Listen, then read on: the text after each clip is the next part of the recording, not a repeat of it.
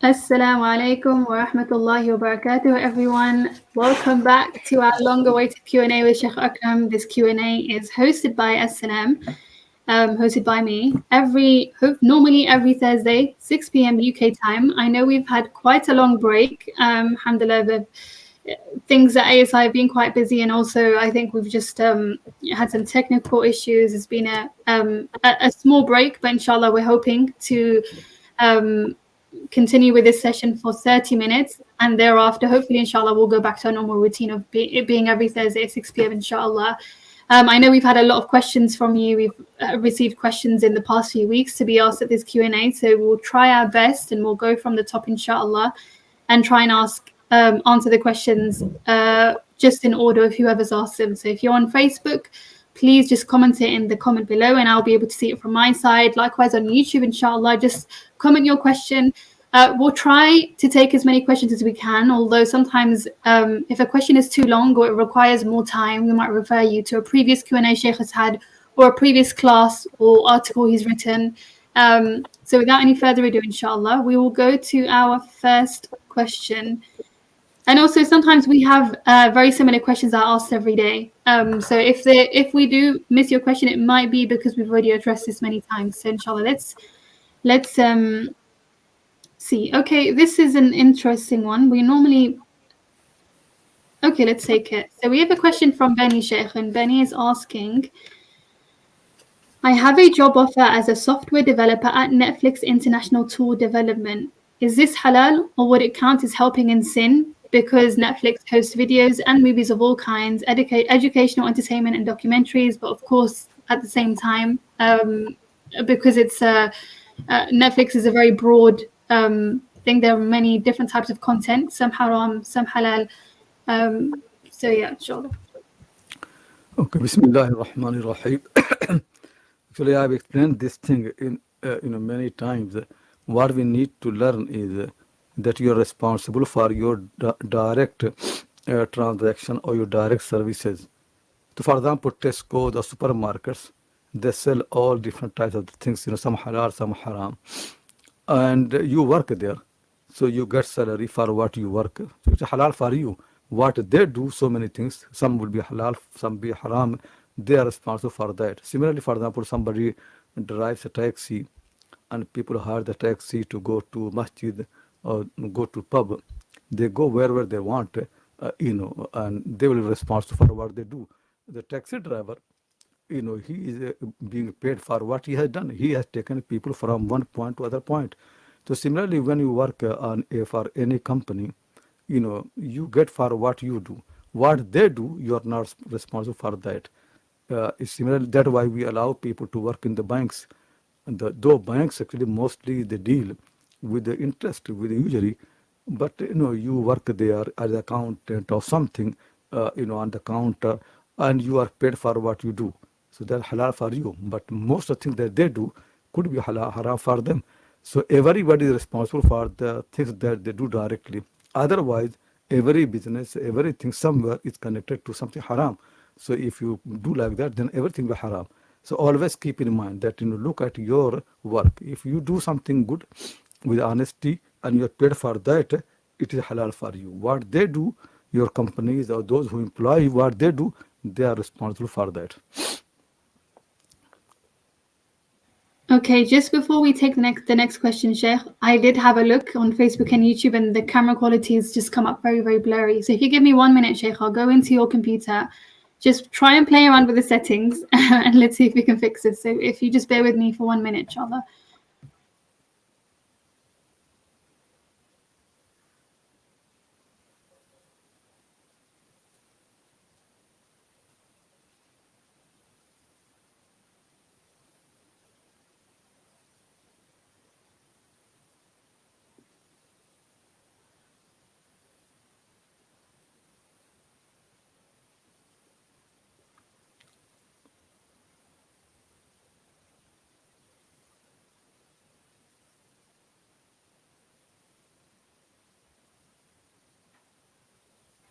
Okay, I have played around with it. I don't know if it's improved anything. I think it might be a problem with our streaming service because from your side, Sheikh, your camera's clear.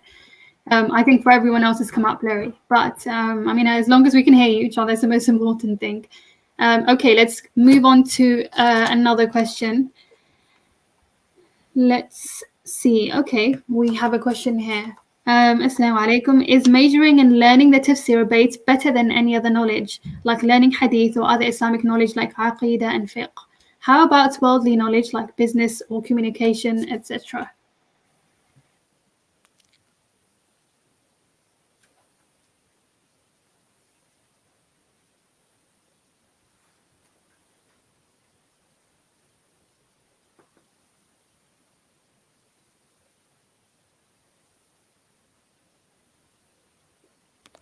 The thing is, in all the sciences, uh, some of them are directly connected to the ibadah. Ibadah is the most important thing that people do directly. So whatever is connected to the ibadah, that is the most important thing. That actually you will get a reward, more than anything else. And then there are something which is helping for the ibadah. So whatever could be good directly connected to your ibadah, that is the most important thing. Whether it is a tafsir of the Quran, but actually, more, you know, focus should be on the Quran itself rather than tafsir. Where if the Quran, the hadith, sometimes even also the fiqh, these things actually people need more essentially that, they focus. And other things, because believers, they live in this world, so they have jobs, they have business, all those things for earning money. So these things are not directly connected to your ibadah, but indirectly. So you get reward for that as well, because if you don't earn money, how can you help yourself and your family to do ibadah? So people should work out to do things in the balance. Just focus on one thing will harm in your life, and also you harm your ibadah as well. So I don't really think that I can, answer in more detail, but people's personal life differs from everybody else. Maybe for some people, worldly science will be better than Islamic sciences for some people in some areas, because sometimes could be there is no Muslim doctor somewhere, and there are so many muftis and faqih. So yeah, so in that area, it is better, to study the medicine, so you can help people. So it depends on the context of the people where people live. But generally, whatever is helpful to your ibadah, that is more important.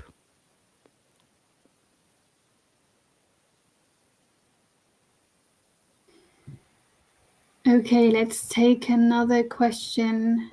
We're receiving a lot of questions that I know these have been asked before, so I'm going to try and take some questions that are more that haven't been addressed. Okay, Sister Fatiha is asking, who is the Quran exactly referring to by the term الَّذِينَ فَسَقُوا? I can't see the text properly. In verse 20, Surah Al-Sajda, are they among the believers? And if so, how do they deny matters in religion, as this verse mentions تُكَذِّبُونَ at the end? Besides, in the previous verse, Allah compares the mu'min with the fasiq, saying they're not the same. Yeah, fasiq in the Quran has been used, in very severe meaning. That's the real meaning of fasiq. In the fiqh, how they do, the fuqaha say there are people who are kafir, those who don't believe. Then there are people who are believers, and there are fasiq.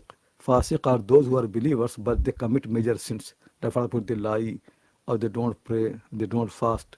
So they are still believers, they are fasiq. But in the Quran, fasiq does not mean that. In Quran, fasiq means the one who breaks the covenant of Allah. Allah has made covenant for the people and they break. So they are, kuffar, they are unbelievers. And among the unbelievers, some are very dirty. They don't care about the covenant of Allah, about the promise of Allah. So they are the fasiq. The fasiq is the term very severe. They basically like a kafir. They don't thank Allah, they don't believe in Allah, or maybe they believe, but they reject, his promise, his covenant, and they don't care about his commands. So these are the people. They are very severe. They are like people of the hellfire.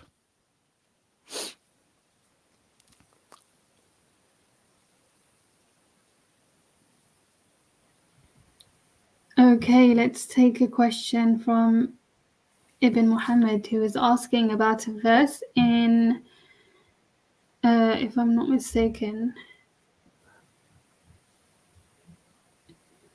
ذلك. Okay, so this is Surah Al-Ahzab. He's asking about the part of verse where it says ذلك أدنى أن يعرفن فلا يؤذين. He's asking, does this mean that the wisdom of the hijab is to protect women against objectification and sexual harassment from men? Yeah, the thing is what Quran is saying is that when there are, women who are, corrupt in the society, so you can see from even their dress, they don't care. So people, sometimes they pass on some stresses against them, sometimes, more than that, because they know these are corrupt women. But those people who care themselves, they protect themselves, they come out, in modesty, even from their clothes. So people are careful, people don't want to, harm anybody like that. So that of the believing women, when they go outside, they put on a jilbab. So they're putting on jilbab affirms their piety, not necessarily, Quran said the piety, the real thing, not the cloth, but it affirms. So Quran, ذَلِكَ أَدْنَىٰ أَن يُعْرَفْنَا. When they put on jilbab, that, nearer, that they are now recognized that they are very pious people. So then nobody can harm them. Nobody can pass on any sentence, harmful sentences, or come nearer to them with any bad behavior or with wrong intention. They'll be careful. So that is generally in the society, if the people are pious. But sometimes people could actually be targeting those who have got jilbab. For some reason they hate Islam or Muslims.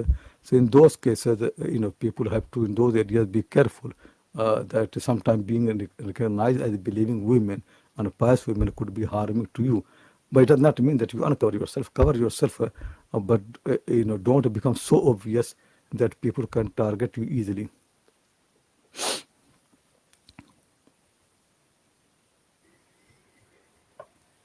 Okay, Jazakallah khairan, Sheikh. Let's move on to another question.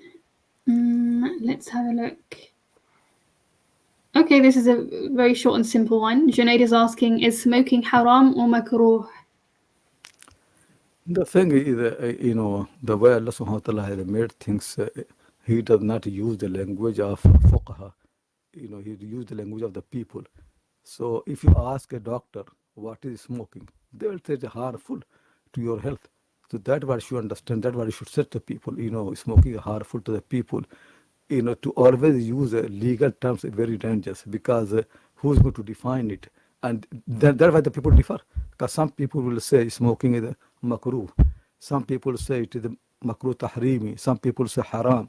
So people find all those words, but they're technical words, they have to be defined properly. So I will say that when you teach people, don't use religious terms, terms of the fiqh all the time. Use the language that people use. So say that smoking is harmful to you, harmful to your health, and also it waste of your money. Explain in the language of the people. That's better. Quran does not use the word haram and all these technical words, very, except very rarely. Generally, for example, even the wine, when Quran says, about the wine, Quran does not say wine is haram. What Quran says is, إِنَّمَا الْخَمْرُ وَالْمَيْسِرُ وَالْأَنْصَابُ وَالْأَزْلَامُ رِجْسٌ. The wine is rich, dirty. Avoid it, because it makes people nearer to shaitan. Are you going to stop to see? Quran did not use the word haram. Rather than Quran use the word that it is dirty. You can see it. It's going to harm you. So avoid it. So similarly, my way is that whenever you explain to the people anything, explain in people's language. Don't use a religious term or terms of the fuqaha and mufti, because that does not take anywhere. Even the societies where people say smoking is haram, people smoke, if they don't care about the religion. But if people care, then even the word makruh will be very, very bad for them. So don't use the word makruh or haram. Just say it is bad for yourself. And even if not bad for your health, at least it is waste of money.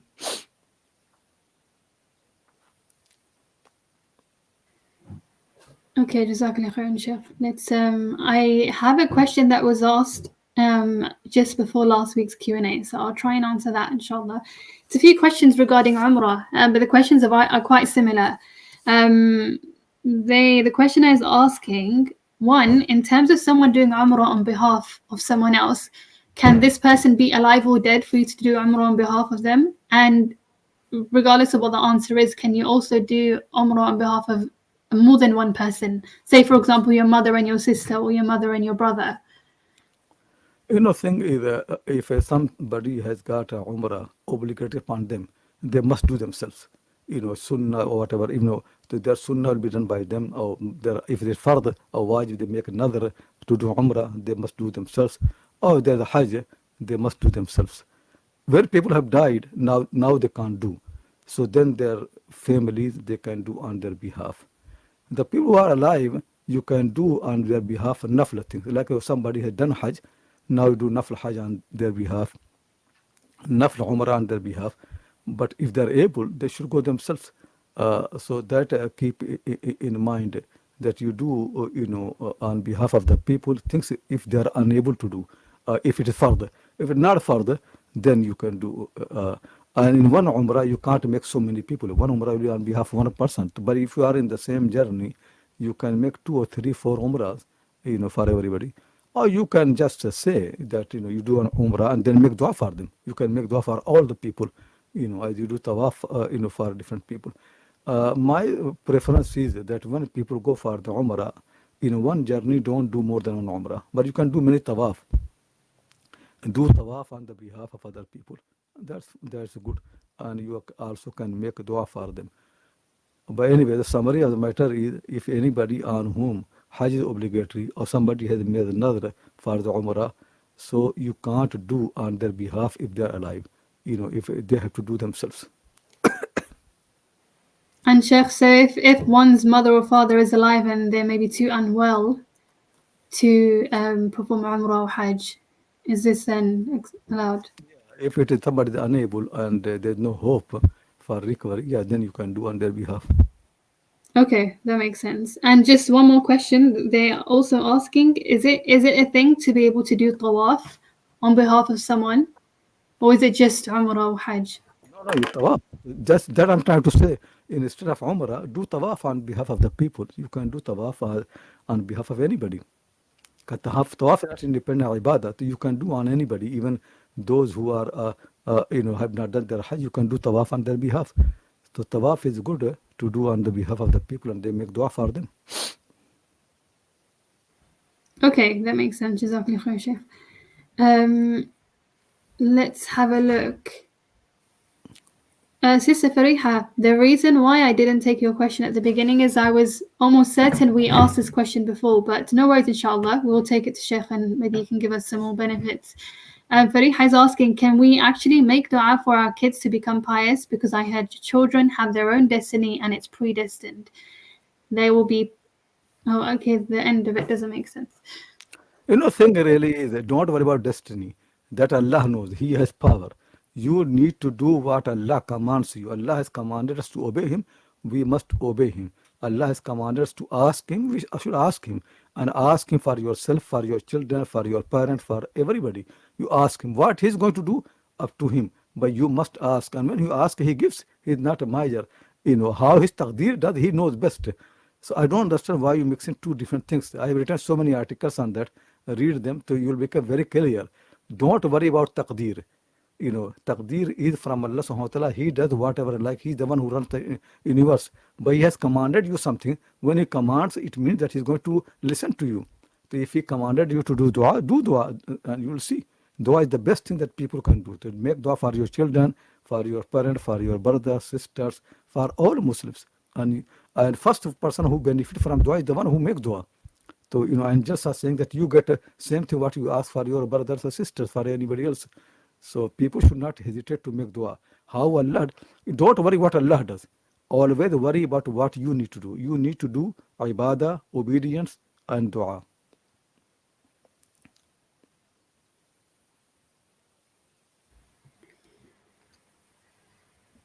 Okay, we have a question from Nahid, who is asking, how can we operate in a society completely infested with corruption? In my country, we can't literally get any kind of civil service without bribe, and it's being an open secret. There are millions of the things that you can do without any corruption. If you do all that rightly, so there where you are obliged or forced to do corruption, Allah will forgive you. Fear of Allah.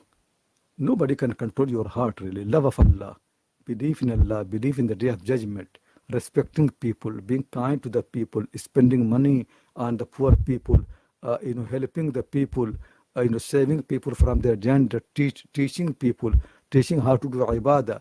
If you think really, there are, I mentioned millions of the things that the people can do without anybody interfering with them, without anybody affecting you. You can do so much. Then will be the few things where you have no choice. If you have no choice, Allah, the way is that if there is no choice, Allah will forgive you. But do all this thing nicely. But the problem is people become concerned with few things where they have problem, and rest of the things where they don't have problem, they don't do. Read Quran properly. I think who is going to stop you from reading the Quran, understanding the Quran, reading the Hadith, Sunnah, understanding it, fearing Allah, loving the people, looking after your parents, looking after the people, even unbelievers, if they are not refined, you can help them, your neighbors. There's so many things you can do. You can earn good deeds all the time. They mention the Quran in the Sunnah of the Prophet ﷺ. So always worry about the things where nobody interferes. Do nicely. Where people interfere and they force you and you have no choice, then Allah will forgive you, inshallah. Inshallah. Okay, let's see. We have a question from Waqas. I don't know if this answer maybe requires more time, but we'll see inshallah. He's asking if you can explain this verse in Surah Al-Hajj. وَمَا أَرْسَلْنَا مِن قَبْلِكَ مِن رَسُولٍ وَلَا نَبِيٍّ إِلَّا إِذَا تَمَنَّى أَلْقَى الشَّيْطَانُ فِي أُمْنِيَّتِهِ. Yeah, no, this verse actually is very clear, and people have made it so wrong. I have written an article on that in Arabic. If you know Arabic, you can read it. But summary of the matter is, people who say tamanna here means tala, to read the Quran. So whenever a messenger comes, shaitan puts in his mouth and corrupts his words, so he says wrong things and corrupts the revelation. So that is not the meaning really. And Arab don't use the tamanna in the meaning of reading. This verse is very similar to many verses in the Quran. What it says is that whenever a messenger comes and the messengers have some, a plan that they want to make people become believer, they want victory for Islam, they want Allah's religion to prevail. So that's the plan. They work hard for that. So whenever they do this, shaitan puts obstacle in their path.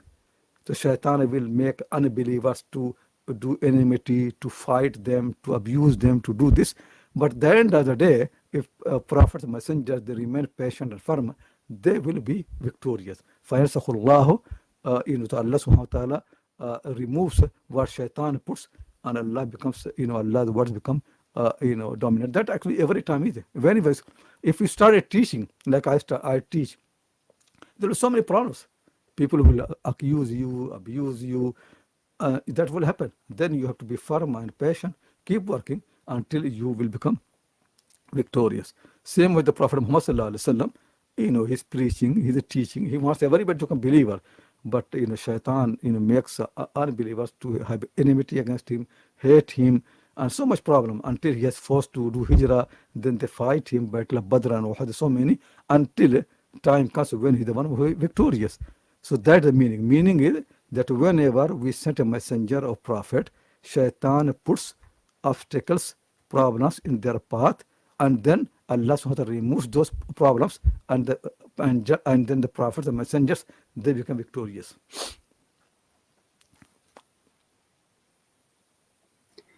Okay, Jazakallah khairan, Sheikh. Let's see, we've got 3 minutes, so we'll try and take 1 or 2 more questions.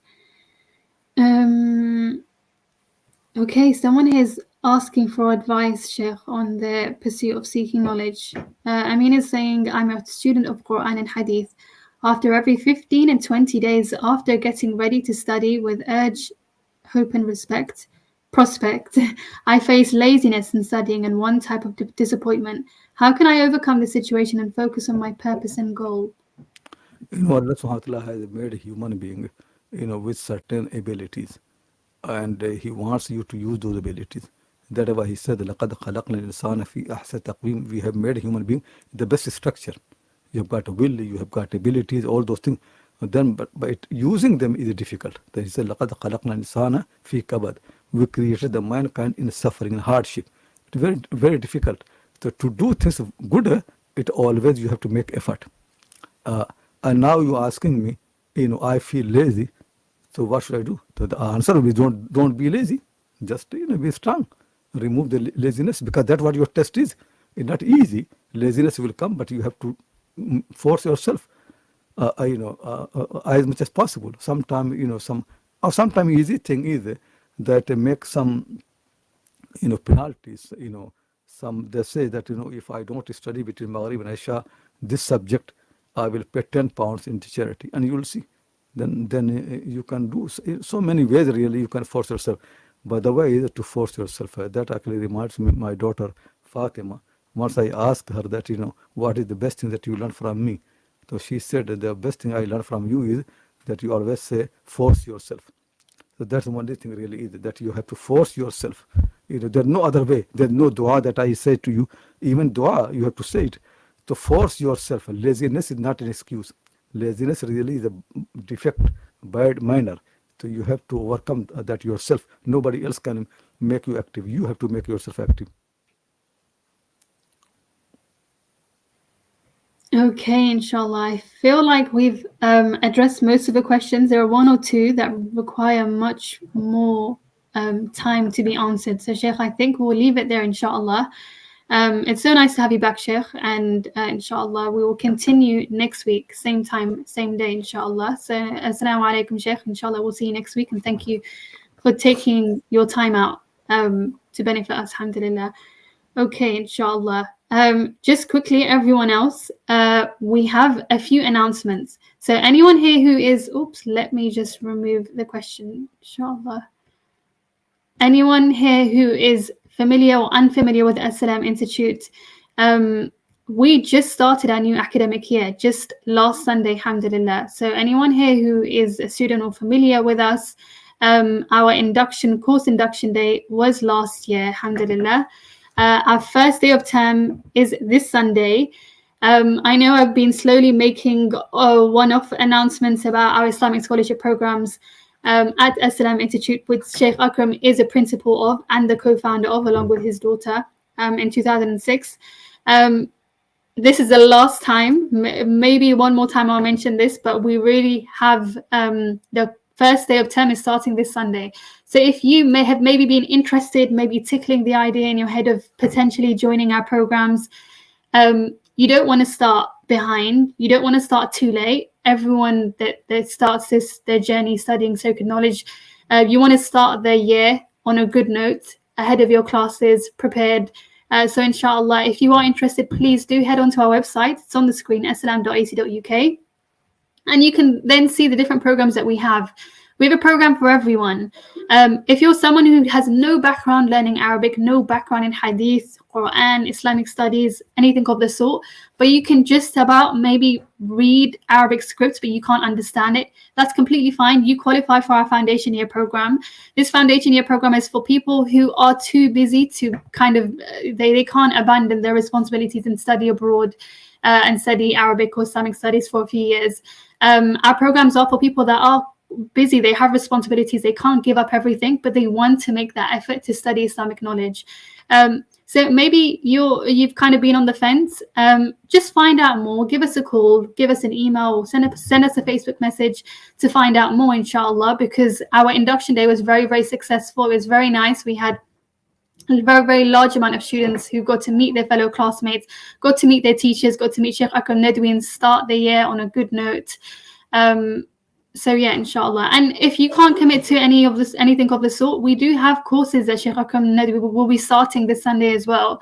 So he'll be continuing his course from last year, which is a detailed study of Bukhari and Tirmidhi. And this course will be throughout the year, but it will be every Sunday. Just maybe, I think it's 2 or 3 hours. You can see the details on our website, inshallah. Likewise, Shaykh is doing tafsir of Tafsir al-Kashaf. This is a continuation of last year too.